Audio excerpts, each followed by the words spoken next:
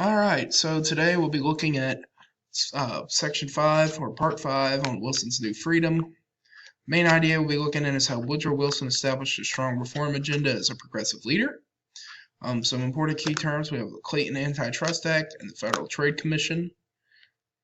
Why does this matter now? We have the passage of the 19th Amendment during Wilson's administration, which grants the women the right to vote. Alright, some other key terms, we have the Federal Reserve System and the 19th Amendment. Now, Wilson was a progressive president. He's also a Democratic president. And he plans to give greater power to the average citizens. He grew up in the South. He's a former president and history professor at Princeton University. And he was the governor of New Jersey just before becoming president.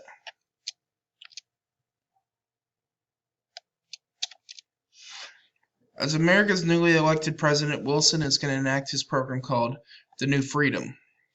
He attacks what he calls the triple wall of privilege: trust, tariffs, and high finance. And in 1914, Congress enacted the Clayton Antitrust Act, which will strengthen the Sherman Act. This act will prevent companies from acquiring stock from another company. And this act will also support union workers.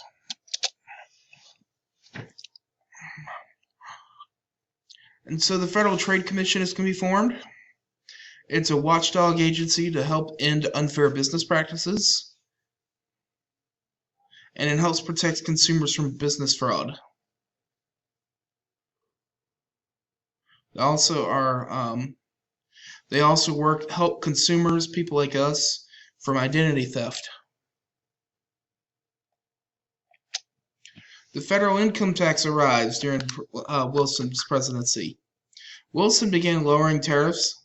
However, the lost revenue had to come from somewhere else. So the 16th Amendment will be ratified in 1916. This legalizes a graduated federal income tax, and larger incomes were taxed at higher rates than smaller incomes. This ranged from about 1% to 6%. Today, income taxes from businesses and individuals represent the federal government's main source of revenue. The Federal Reserve Act. Alright.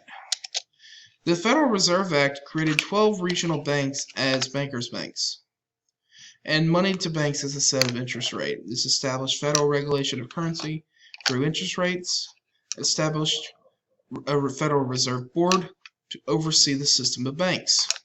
This is a big deal because beforehand,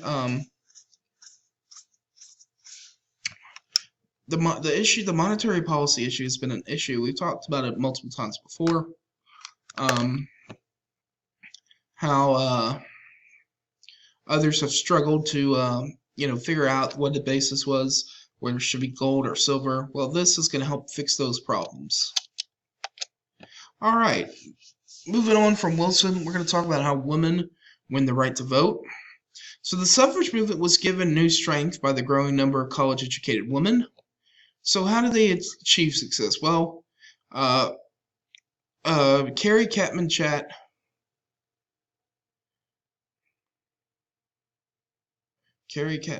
succeeded Susan B. Anthony as the head of the National American Women's Suffrage Association, and she's going to focus on 5 tactics to help win suffrage.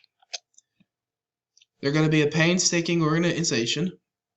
That she closes ties between local, state, and national workers. And she establishes a wide base of support. She does cautious lobbying and always does things in a gracious, ladylike behavior.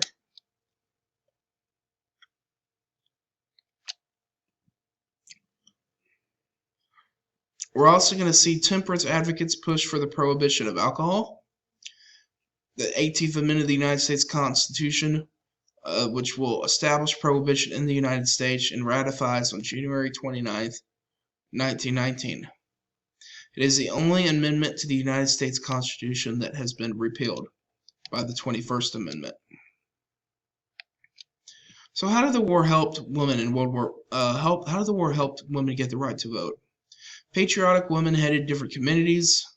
They knitted socks for soldiers. They sold Liberty bonds. And in 1919, Congress finally passed the 19th Amendment, granting women the right to vote. It took 72 years. That's how long it's been since the Seneca Falls Convention of 1848, from when they first tried to do it.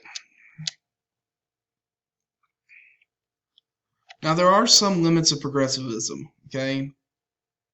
It is important that there were a lot of great reforms that came about, but it has failed to make gains for African Americans. Like Roosevelt and Taft, President Wilson retreated on civil rights issues when he entered office. So he ran away. He didn't even try to face them.